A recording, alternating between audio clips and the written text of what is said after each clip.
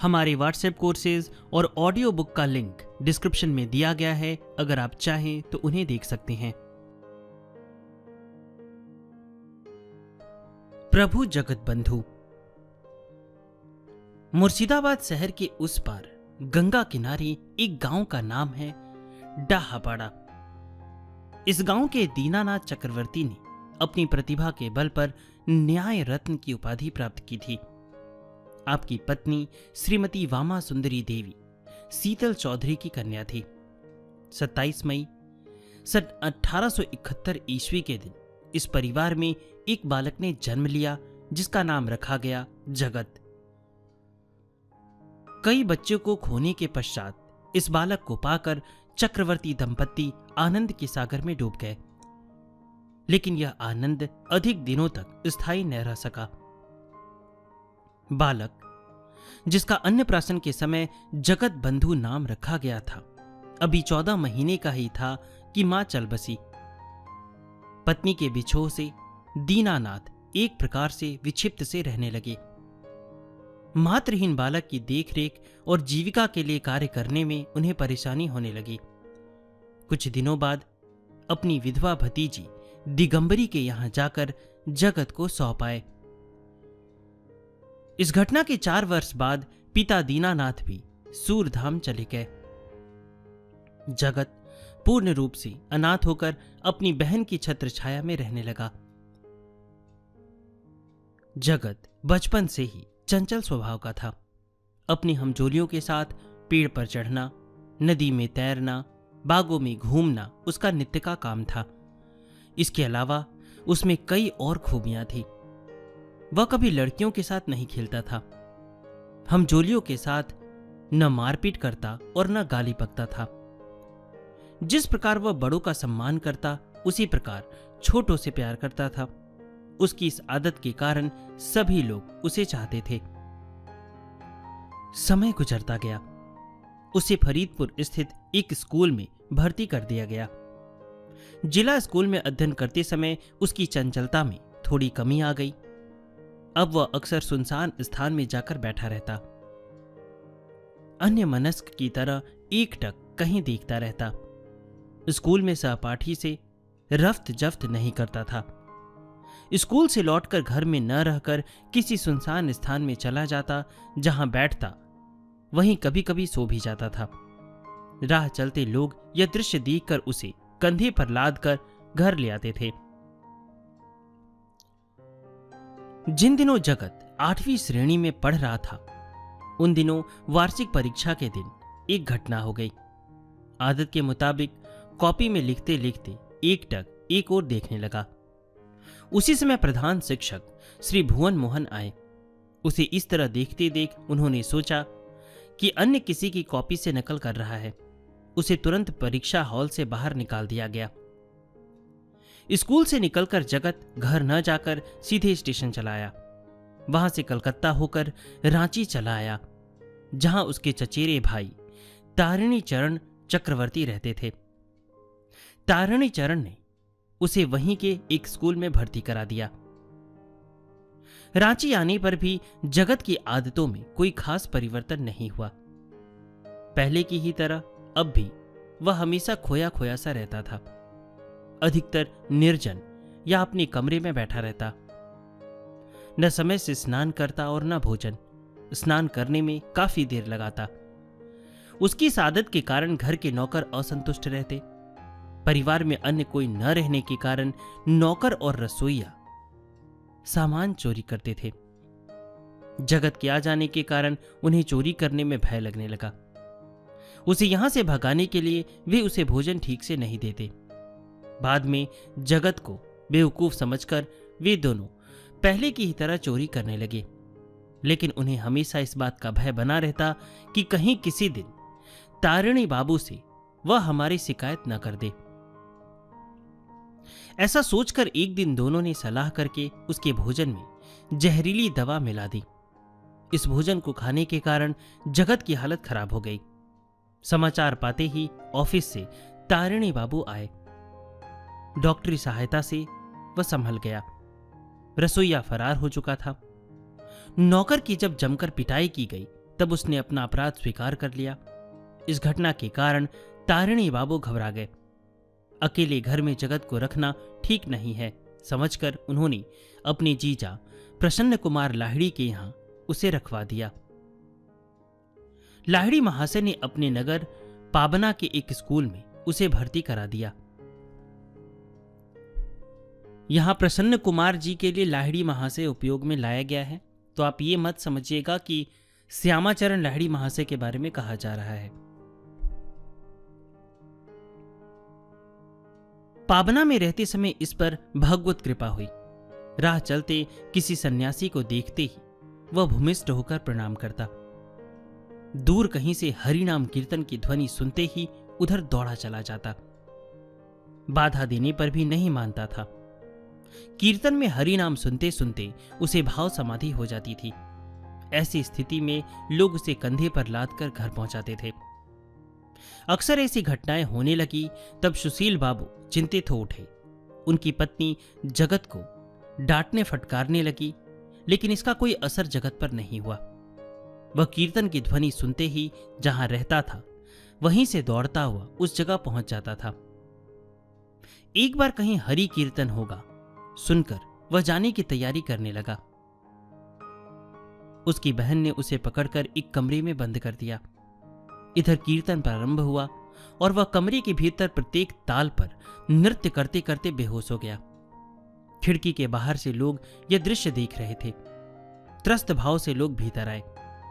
काफी सेवा शुश्रूषा करने के बाद वह होश में आया।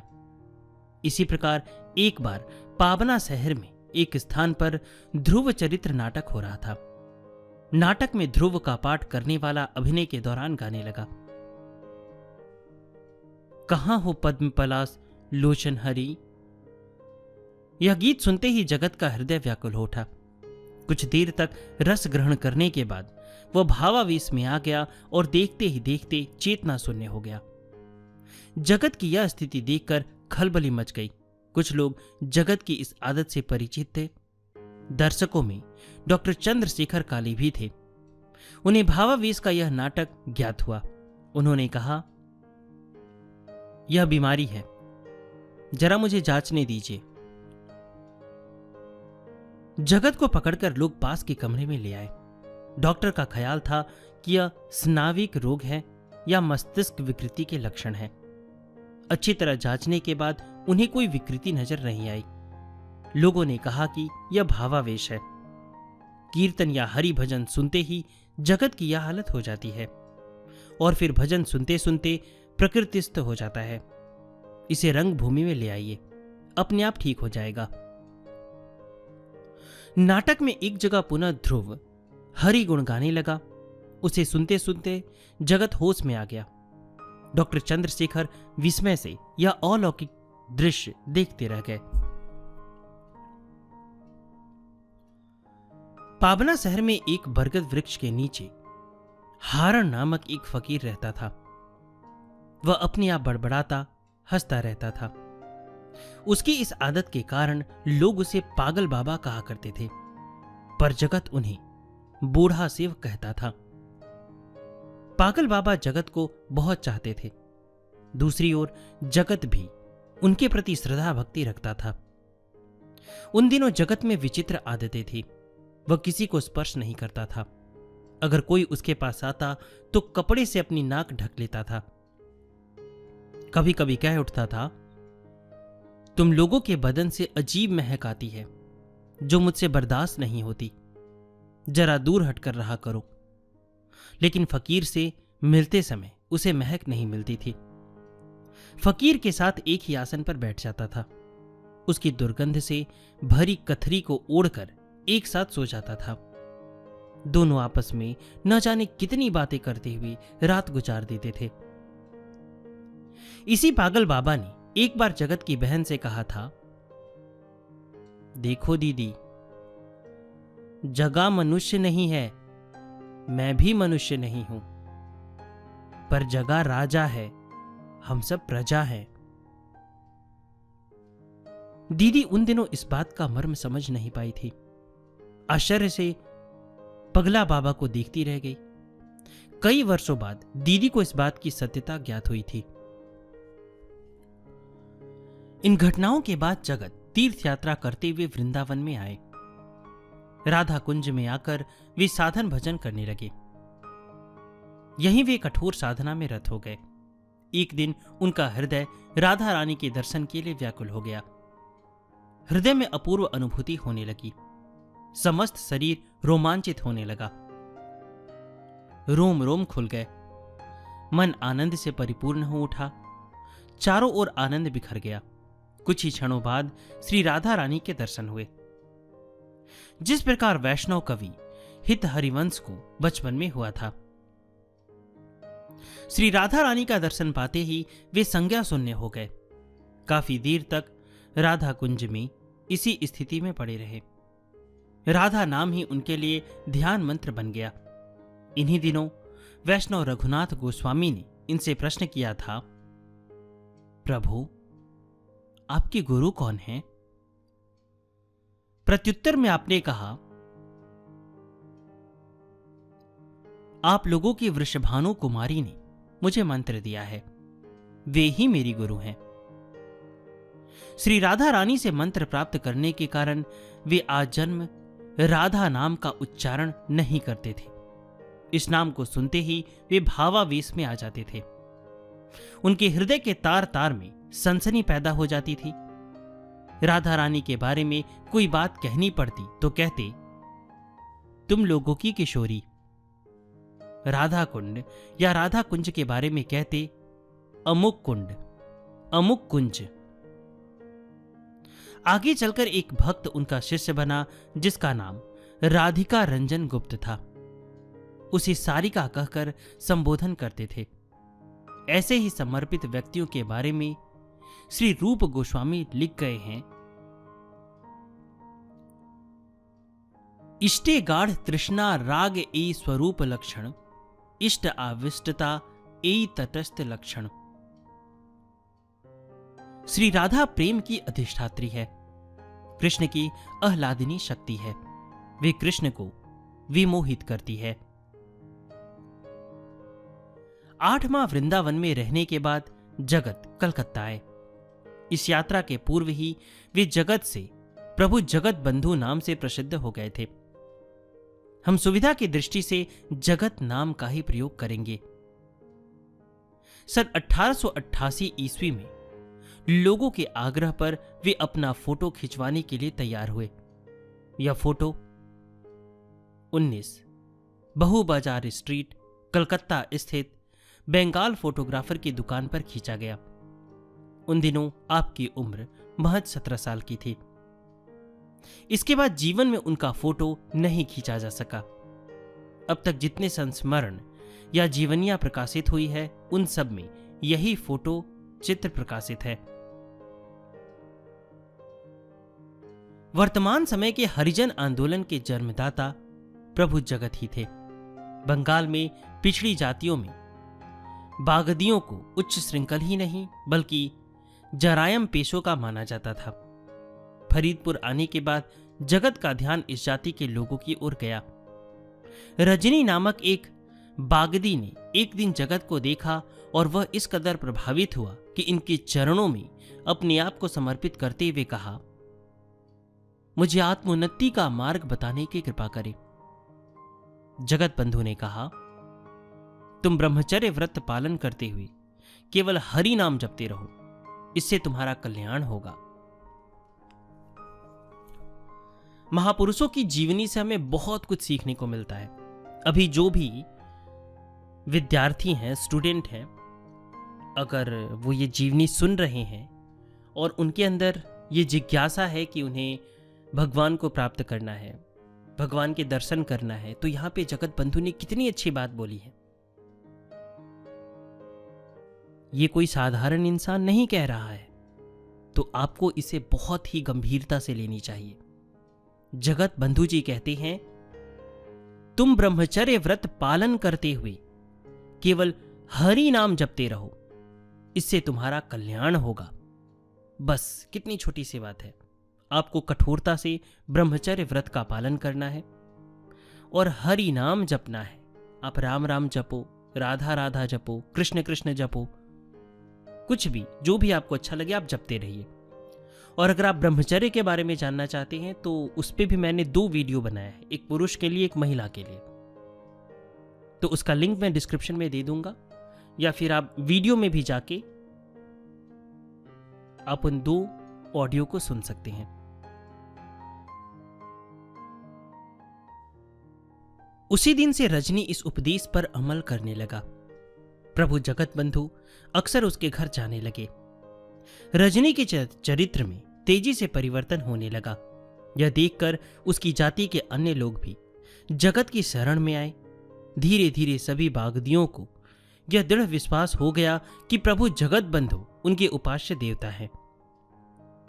सभी उन्हें देवता समझकर पूजा करने लगे। जगत बंधु के उपदेशों का उन पर व्यापक प्रभाव पड़ा। अब वे सभ्य समाज में प्रवेश करने लगे। कभी शहर के लोग इन्हें जरायम पेशा और उच्च श्रृंखल समझकर घृणा करते थे, अब वही इनमें हुए परिवर्तन को देखकर चकित रह गए। जो कार्य शासन दंड देकर नहीं कर सकता था, उसको बहुत कम समय में जगत ने कर दिखाया। इस समस्या को लेकर शहर में एक आंदोलन हुआ और समाचार पत्रों में इसकी चर्चा हुई। रजनी बागदी का नाम जगत ने हरिदास महंत रखा। इसके साथ अन्य अनेक लोगों के नाम रखे गए। हरिदास को दलपति बनाकर बागदियों की एक कीर्तन मंडली बनाई गई। इस संप्रदाय का नाम महंत संप्रदाय रखा गया। इन लोगों को जगत ने मृदंग, घंटा, बिगुल, झांझ आदि बजाना सिखाकर स्वरचित गीत गाना सिखाया। जब इनकी मंडली सड़कों पर कीर्तन करती हुई निकलती, तब ईसाई पादरियों के हृदय में सूल चुभने लगता था। पादरियों का दल इन्हें ईसाई बनाता था। वे भौतिक सुख के लालच में तथा ब्राह्मणों के अत्याचार एवं उपेक्षा से पीड़ित होकर अपना धर्मांतर कर लेते थे। जगत बंधु के इस कार्य से यह धर्म परिवर्तन रुक गया। पिछड़ी जातियों को इसमें सम्मान और आनंद मिलने लगा। स्वयं जगत बंधु इनके साथ भोजन खाने लगे। सारा पाबना शहर कृष्ण राधा के नाम से गूंजने लगा। पाबना, फरीदपुर आदि अंचलों में गंगा के लहरों की भांति यह नाम फैलता गया। जगत बंधु अछूतों और वन जाति के लोगों के निकट देवता बन गए। आर्त, पीड़ित तथा मुमुक्षु लोग आकुल होकर जगत बंधु के पास आने लगे। नगर में कीर्तन मंडली में शामिल होते समय वे सिर से पैर तक अपने को कपड़ों से ढककर एक लकड़ी के बॉक्स में बैठ जाते। इस दृश्य को देखकर कट्टरपंथी मजाक करते और पिछड़ी जाति के लोग उनका दर्शन करने के लिए व्याकुल हो उठते थे। जगत बंधु के इस कार्य में स्थानीय बालकों की भी आनंद मिलने लगा। वे दल के दल आपकी शरण में आने लगे। इनके लिए जगत बंधु ने आचार संहिता बनाई। रात्रि 4 दंड शेष रहते बिस्तर से उठ जाना पड़ेगा। शौच स्नान आदि के पश्चात उपासना और योग करना पड़ेगा। साथ ही स्कूल का पाठ पढ़ना पड़ेगा। किसी के साथ सोना या बैठना, एक साथ एक ही पात्र में भोजन या जूठा भोजन नहीं करना होगा। इसके अलावा एक दूसरे को स्पर्श करने का भी निषेध किया गया। राह से गुजरते समय निगाहें नीची रखने का भी विधान था। किसी की ओर देखना वर्जित था। दूसरों के शरीर का ताप अपने शरीर में न लगे, इसलिए वस्त्रों से आच्छादित रहना भी एक नियम था। आखिर एक दिन प्रभु जगत बंधु कलकत्ता आए। यहां आने के कुछ दिनों बाद आपकी दृष्टि राम बगान स्थित डोमो के मोहल्ले पर पड़ी। आपने डोमो के मोहल्ले में अड्डा जमाया और उन्हें हरि नाम मंत्र से दीक्षित किया। मैं क्षमा चाहता हूं, जो पुस्तक मैं आप लोग को पढ़ के सुना रहा हूं ये बहुत पहले लिखी गई थी, तो यहाँ किसी भी जाति के बारे में या किसी को कुछ बुरा भला नहीं कहा जा रहा है। उस समय समझने के लिए जो पुस्तक में लिखा गया था वही मैं आप लोगों को पढ़ के सुना रहा हूँ।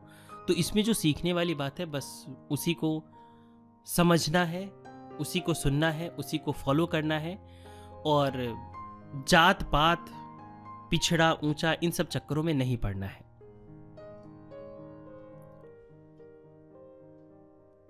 इसके साथ ही कई पतिताओं का उन्होंने उद्धार किया। इनमें प्रमुख थी सुरता कुमारी। जगत बंधु इन्हें सुर माता के नाम से पुकारते थे। कीर्तन और श्री गौर गदाधर के जब से सारा मोहल्ला प्लावित हो उठा। इसी बस्ती में हरि नाम का प्रचार केंद्र स्थापित कर जगत ने श्री चमटी को प्रमुख बनाया। उपदेश देते हुए वे कहते, तारक ब्रह्म ही हरिनाम का उद्धारण मंत्र है। इसका प्रकाश सर्वदा होता है। तुम लोग गांव गांव में जाकर इस नाम का प्रचार करो। हरि नाम से ही सृष्टि की रक्षा होगी। लोगों में निष्ठा और भक्ति उत्पन्न करो। इसी से हम सबका कल्याण होगा। जगत के बढ़ते प्रभाव को देखकर बड़े बड़े विद्वान और मनीषी उनके प्रति आकर्षित हुए। अमृत बाजार पत्रिका के स्वनाम धन्य संपादक महात्मा शिशिर कुमार घोष, अन्नदाचरण, महेंद्रनाथ विद्यानिधि, सन्यासी प्रवर प्रेमानंद भारती आदि अनेक लोग जगत की शरण में आए। शिशिर कुमार घोष जगत की प्रतिभा के बारे में लेख लिखकर तथा प्रेमानंद भारती भाषणों के माध्यम से प्रचार करने लगे। इनके कार्यों को देखकर प्रभु जगत ने कहा था, उन लोगों से कह दो, दीपक की रोशनी से सूर्य को नहीं देखा जाता। सूर्य तो स्वयं ही प्रकाशमान है, उसे सारा संसार देखता है। प्रेमानंद भारती इतने प्रभावित हुए थे कि अपनी जटा और कसाय वस्त्र को त्याग दिया था। आपका पूर्वाश्रम का नाम था श्री सुरेंद्र मुखोपाध्याय। लोकनाथ ब्रह्मचारी और पाबना के हराण छेपा के आप कृपा पात्र थे। बाद में काशी जाकर स्वामी ब्रह्मानंद भारती से दीक्षा लेकर 10 नामी सन्यासियों के दल में मिल गए थे। बाद में जगत के प्रभाव में आकर उन्होंने वैष्णव का चोला अपनाया। यही प्रेमानंद भारती आगे चलकर अमेरिका गए और वहां हरि नाम का प्रचार करने लगे। न्यूयॉर्क, कैलिफोर्निया, शिकागो आदि अनेक स्थानों की अमेरिकी जनता को उन्होंने दीक्षा दी थी। साधना निरंतर जारी रहे, इसके लिए वहां श्री कृष्ण होम नामक एक केंद्र स्थापित किया था। अमेरिका में हरि नाम का व्यापक प्रचार करने के बाद जब स्वदेश आए, तब आपके साथ कुछ अमेरिकन शिष्य शिष्याएं आई थी। इनके नाम श्यामदास, गौरीदास, हरिदास, हरिमती जैसे रखे गए थे। एक दिन कलकत्ता से वृंदावन धाम की ओर रवाना हो गए। इस प्रकार वे हरिनाम के प्रचार में दौरा करते रहे। पाबना में रहते समय आपने छात्रों का एक दल बनाया था, जिसके बारे में पहले कहा जा चुका है। दूर जाकर भी वे अपने छात्रों को भूल नहीं सके।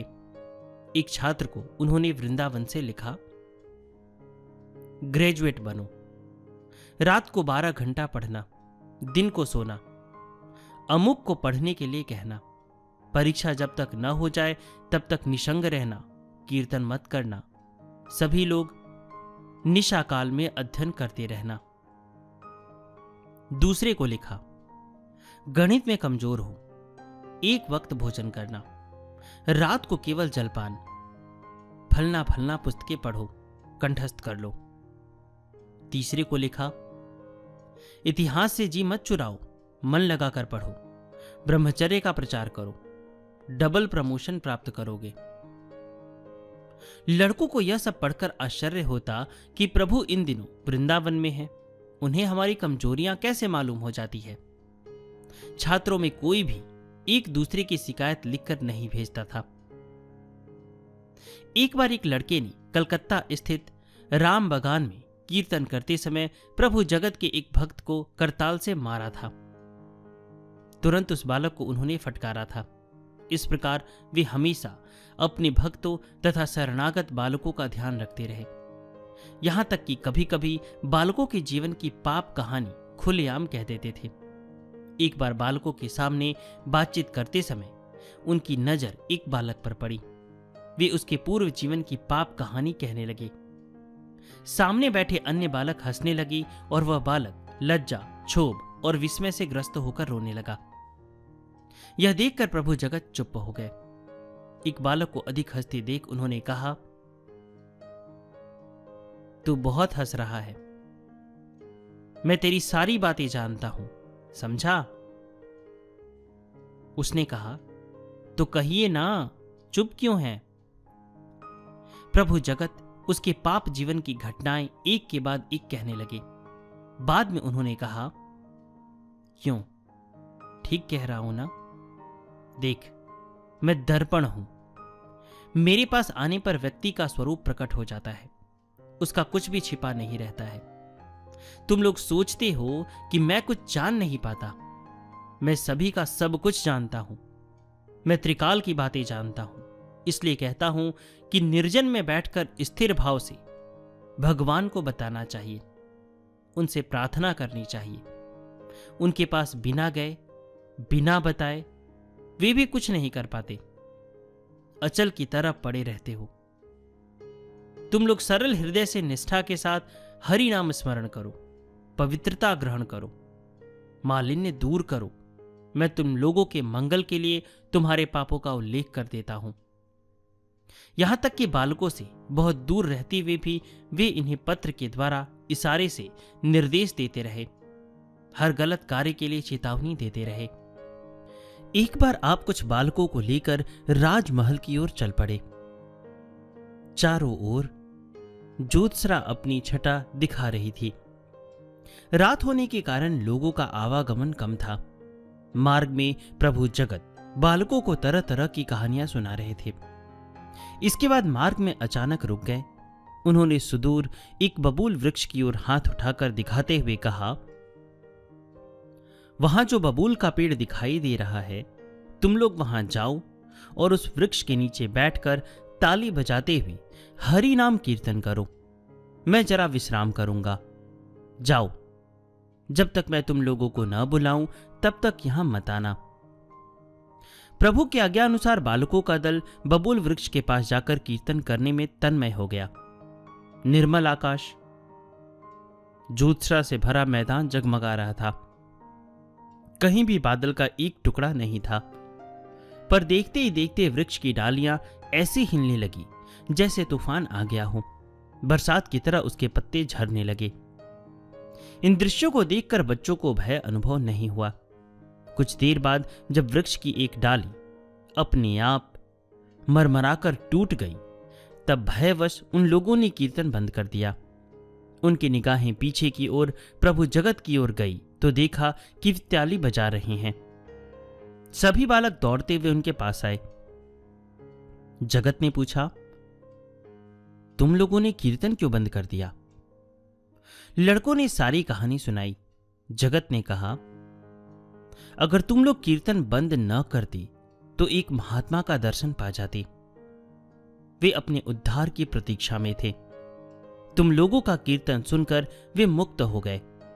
अगर तुम लोग कीर्तन बंद न करते तो उनका दर्शन कर लेते। बालकों ने कहा, राम भजिए, हम ऐसे दर्शन से दूर रहना चाहते हैं। बाद में सभी बच्चे प्रभु की आज्ञा पाते ही अपने अपने घर चले गए। इस प्रकार की एक घटना कांदा गांव में हुई थी। ब्राह्मण कांदा गांव में एक रात को जगत ने सोए हुए भक्तों को जगाकर कहा, चलो सब कोई मिलकर इमली के पेड़ के नीचे हरि कीर्तन करो। प्रभु की आज्ञा को कोई अस्वीकार नहीं कर सका। सभी भक्त इमली के पेड़ के नीचे बैठकर कीर्तन करने लगे। संपूर्ण ब्राह्मण कांदा गांव कीर्तन ध्वनि से मुखरित हो उठा। कुछ देर बाद देखा गया कि कीर्तन की लय पर पेड़ की प्रत्येक शाखा नाच रही है और हल्का हल्का पानी बरस रहा है। इस घटना से प्रभावित होकर कीर्तनिया आत्महारा हो उठे। ऐसी घटना उनके जीवन में कभी नहीं हुई थी। बाद में लोगों ने जगत से पूछा, प्रभु यह कैसा चमत्कार था? उन्होंने हंसकर कहा, एक ताप क्लिष्ट आत्मा तुम लोगों से हरि नाम सुनकर मुक्त हो गया। कभी कभी उच्च कोटि के साधकों के जीवन में मनोरंजक घटनाएं होती है। मथुरा में एक संभ्रांत ब्राह्मण परिवार रहता था जिसका दामाद लापता हो गया था। काफी दौड़ धूप और अर्थ व्यय करने पर भी उसका पता नहीं चला। लोग बहुत दुखी थे। इधर लड़की दिन प्रतिदिन जवान होती जा रही थी। उसकी मानसिक यातना बढ़ती जा रही थी। ब्राह्मण की मित्र मंडली भी दामाद की खोज में लगी हुई थी। सभी चाहते थे कि इस परिवार का भला हो जाए। अचानक एक दिन जगत को वृंदावन में टहलते देख खोज करने वाले को संदेह हुआ कि हो ना हो यही है जो एक अरसे बाद यहां आया है। अपनी खोज पर उन लोगों को बेहद खुशी हुई। ब्रज की भाषा में संबोधन करते हुए एक व्यक्ति ने कहा, अब हम तुम्हें अच्छी तरह पहचान गए हैं। तुम हमारे खोए हुए दामाद हो। एक अरसे से गायब होकर नकली जामा पहनकर घूम रहे हो। आज हम लोग तुम्हें नहीं छोड़ेंगे। अब जगत डर गए।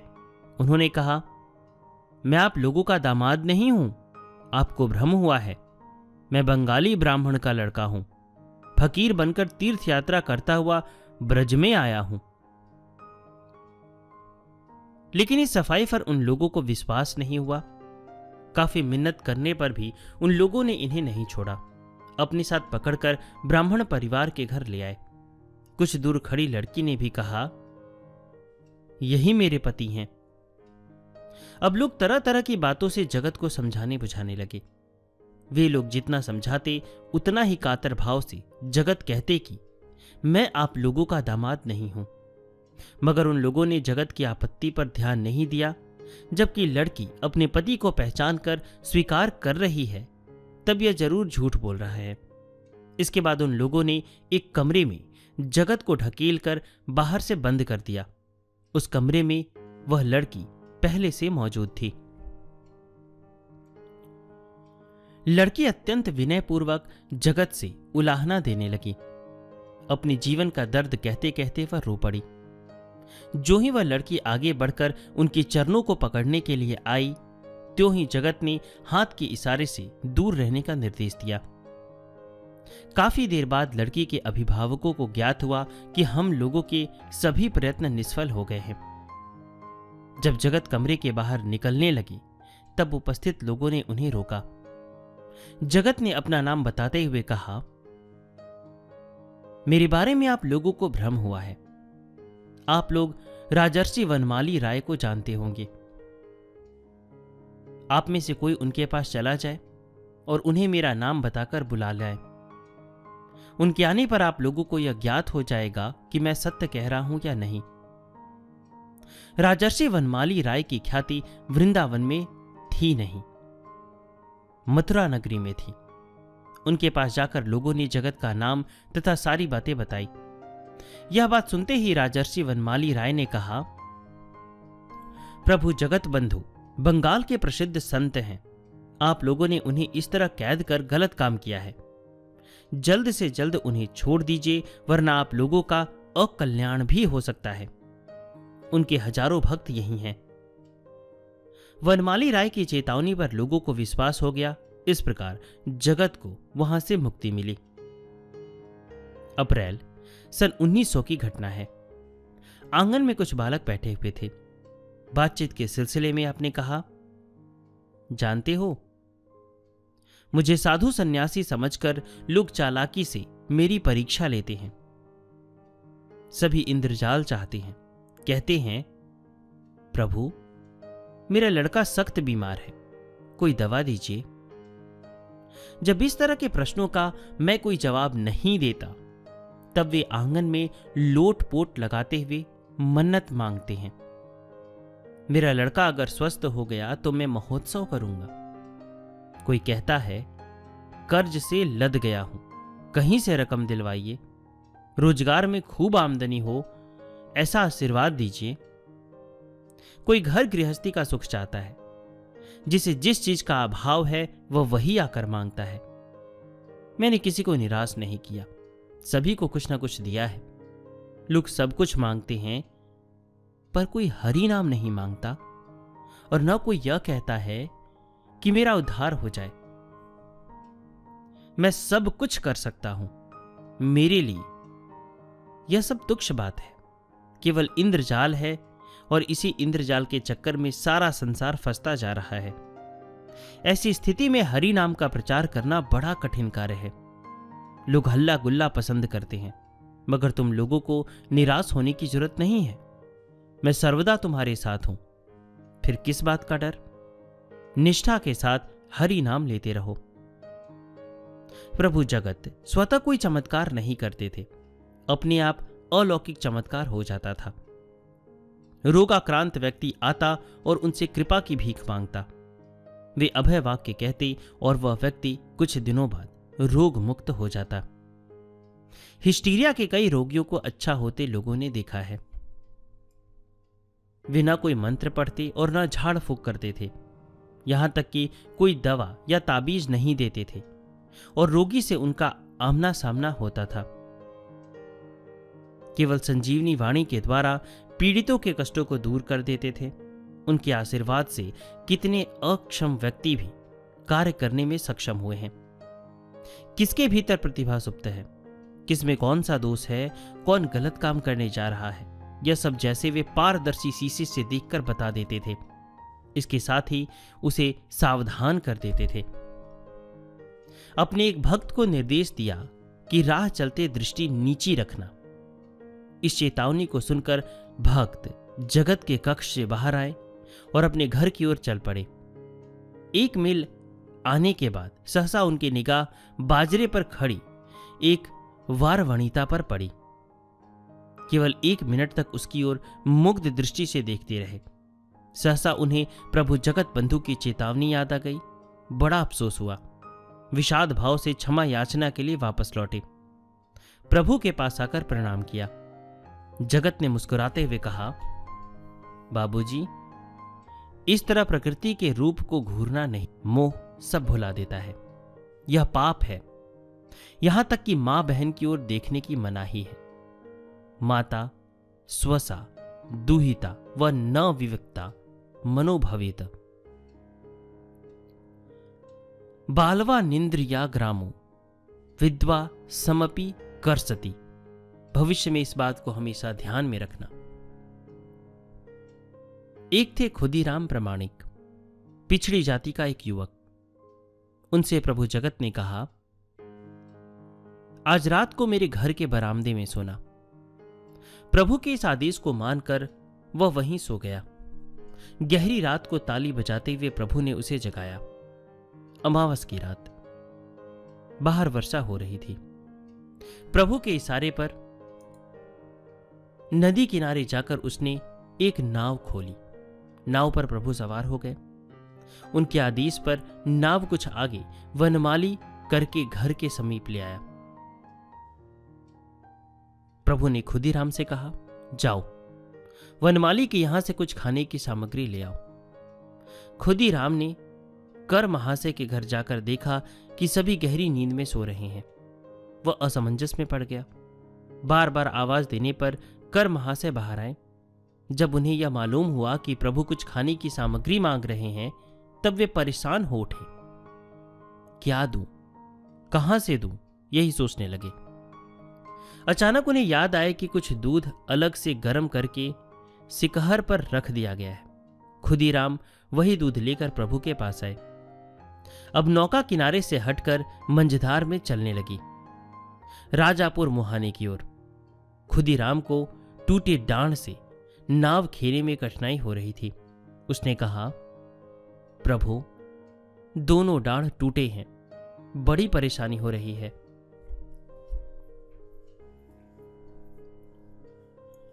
अब खुदीराम को हटाकर प्रभु स्वयं ही नाव खेने लगे। बरसात का मौसम था। नदी में बहाव अपनी जवानी पर था। नौका राजापुर के शमशान पर आकर रुक गई। खुदीराम को नाव पर बैठाकर प्रभु शमशान में चले गए। प्रभु के आने में देर होते देख खुदीराम शमशान के आतंक से भयभीत हो उठा। मन ही मन वह हरि नाम जपने लगा। आखिर जब अत्यधिक डर गया, तब तीर पर उतर पड़ा। आसपास नजर दौड़ाने पर प्रभु दिखाई नहीं पड़े। कुछ दूर आगे बढ़ने पर खुदीराम ने देखा कि एक जगह से पूर्णिमा की ज्योत्सना की तरह प्रकाश छिटक रहा है।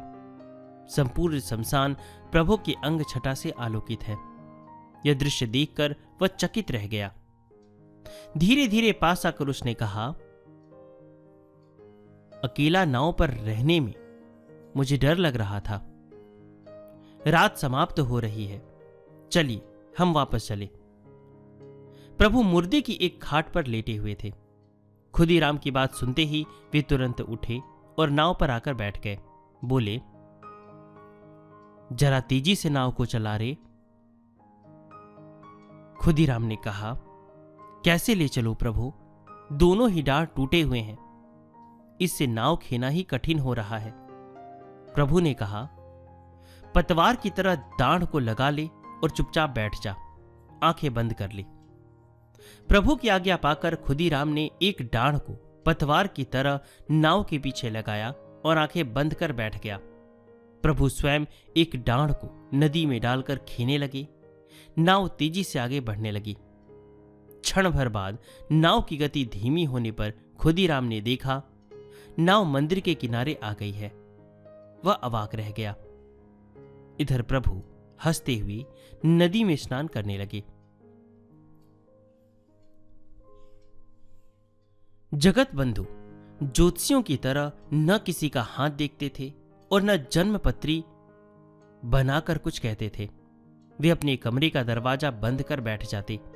जिज्ञासु लोग कमरे के बाहर बैठे रहते। ऐसे लोगों के भूत, भविष्य और वर्तमान की बातें इस तरह बताते जैसे वह प्रत्यक्ष रूप से देख रहे हो। लोग विस्मय से चकित रह जाते। अगर कोई छिपाकर गलत काम कर डालता था तो उसे भी प्रकट कर देते थे। साथ ही मधुर संभाषण के जरिए उसे समझाते थे। किसका जीवन किस तरह व्यतीत होगा इस बारे में बता देते थे। जो लोग इनकी बातों की उपेक्षा करते या मजाक समझते थे उन्हें आगे चलकर अफसोस होता था। जगत बंधु के बड़े भाई ने अपने एक अनुभव के बारे में कहा है, जगत में भविष्य बताने की अंतर्यामी शक्ति थी। बात उन दिनों की है जब जगत वृंदावन में था। उन दिनों मैं फरीदपुर की एक घटना से परेशान था। समझ में नहीं आ रहा था कि क्या करूं, जगत को तार भेजूं या पत्र। ठीक इसी समय डाकिया ने आकर एक पत्र दिया। यह पत्र जगत का था। पत्र पढ़कर मैं चकित रह गया। जिस वजह से मैं परेशान था उसकी मीमांसा इस पत्र में थी।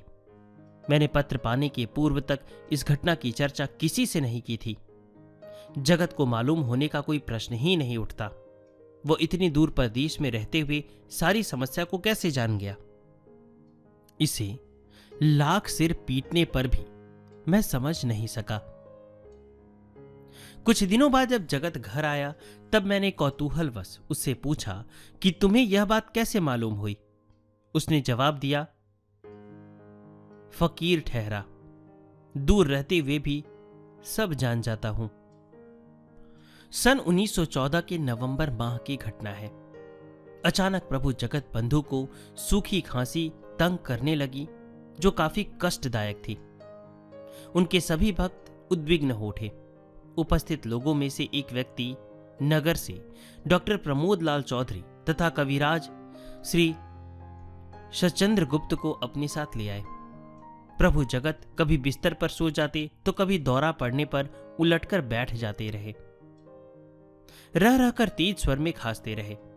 दोनों व्यक्तियों ने नाड़ी परीक्षा की। उन्हें किसी प्रकार का स्पंदन महसूस नहीं हुआ। कई बार जांच करने पर भी कोई सुराग नहीं मिला। सबसे बड़े आश्चर्य की बात यह रही कि हृदय की गति में भी कोई स्पंदन नहीं मिला। बाहर से जिस प्रकार का कष्ट है, भीतर उसका कोई नाम गंध नहीं है।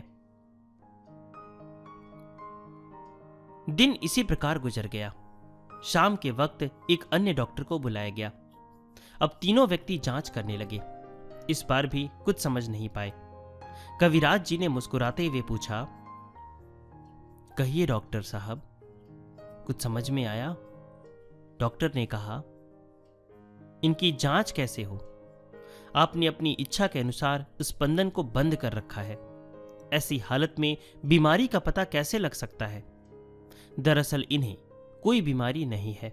हम लोग यहां महापुरुष का दर्शन करने आए हैं, वही किया जाए। प्रभु जगत बंधु भी अन्य संतों की तरह कभी पुरी, कभी नवद्वीप, कभी वृंदावन तो कभी कलकत्ता, ब्राह्मण कांदा आदि स्थानों में भ्रमण करते थे। जिस जगह जाते वहां के भक्त आपको घेर लेते। वे सदैव कीर्तन, हरि नाम के अलावा सदुपदेश देते हुए लोगों का कल्याण करते रहे।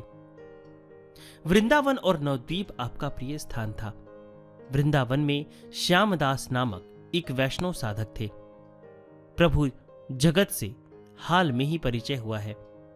कहने का मतलब अभी वे प्रभु की प्रतिभा से विशेष प्रभावित नहीं हुए हैं।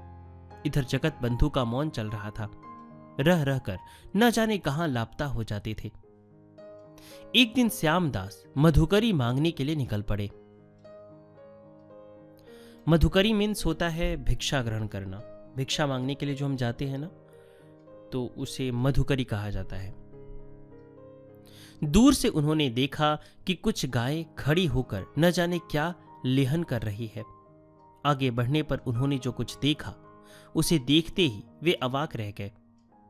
सोने सा चमकता हुआ एक पुरुष जमीन पर लेटा हुआ था और गायें उनके शरीर के सौरभ को ग्रहण कर रही है, यानी अवहेलना कर रही है। साइद पुरुष बड़े स्नेह से गायों पर हाथ फेर रहे हैं। काफी पास जाने पर उन्होंने देखा कि वह पुरुष अन्य कोई नहीं बल्कि प्रभु जगत बंधु हैं। इस घटना से श्यामदास बहुत प्रभावित हुए। उन्हें लगा जैसे साक्षात श्री कृष्ण का दर्शन उन्होंने किया है। बाद में वे एक दिन महाप्रभु को अपनी कुटिया में आदर श्रद्धा के साथ ले गए। वहां प्रभु जगत बंधु ने अनेक अलौकिक विभूतियों का प्रदर्शन किया। इसी प्रकार एक दिन श्यामदास अपनी कुटिया में बैठे थे। आसपास कोई नहीं था, पर उनकी कुटिया में चंदन चर्चित तुलसी दल बार बार गिर रहे थे। समझते देर नहीं लगी कि यह महाप्रभु की कृपा है। एक दिन प्रभु तालाब में स्नान कर रहे थे। पास ही खड़े श्यामदास यह दृश्य देख रहे थे। देखते ही देखते पानी में न जाने कहां गायब हो गए। ऊपर जमीन पर एक छोटा बालक इधर उधर किलकारियां मारता हुआ दौड़ धूप कर रहा है। गुफा के पास आते ही वह बालक भी लापता हो गया। दूसरे ही क्षण उन्होंने देखा कि उनके सामने एक ज्योतिर्मय मूर्ति खड़ी है। बातचीत के सिलसिले में एक दिन महाप्रभु ने भक्तों से कहा, इस दुनिया में सबसे अधिक सुखी गधे हैं। दिन समाप्त हो जाने पर उन्हें घास खाने का अवसर मिलता है। गृहस्थ दिन रात बाल बच्चों को पालने में इतना व्यस्त रहता है कि उसे हरि नाम जपने का अवसर ही नहीं मिलता। इतनी चीजों के रहते सूअर केवल विष्ठा खाते हैं। इसी प्रकार पाखंडी लोगों की निगाह कुविषयों की ओर लगी रहती है। सूअर का गु और पाखंडियों का कु। ऊंट कांटेदार वृक्ष खाता है, इससे उसका मुंह छत विछत हो जाता है, फिर भी वह खाना बंद नहीं करता। उसी प्रकार संसारी व्यक्ति बार बार संसार की माया से मोहित रहता है। उसकी गृहस्थी की प्यास मिटती नहीं, वह हरि नाम नहीं जपता। प्रभु जगत बंधु शिष्य बनाना पसंद नहीं करते थे। उनका कहना था, मनुष्य गुरु मंत्र कान में कहता है, पर जगत गुरु मंत्र प्राण को सुनाता है। इसमें कोई संदेह नहीं कि प्रभु जगत समाज की पिछड़ी जातियों, वन जाति, अवहेलित तथा अस्पृश्य लोगों के बीच जाकर उन्हें हरि नाम सुनाते थे। उनके साथ भाईचारे का व्यवहार करते थे। यही कारण है कि वे जन जन में लोकप्रिय हो गए थे। सन 1921 ईस्वी के आश्विन मास में उनका तिरोधान हो गया। अपने अगणित भक्तों को शोक सागर में डुबोकर वे सदा सदा के लिए लीन हो गए।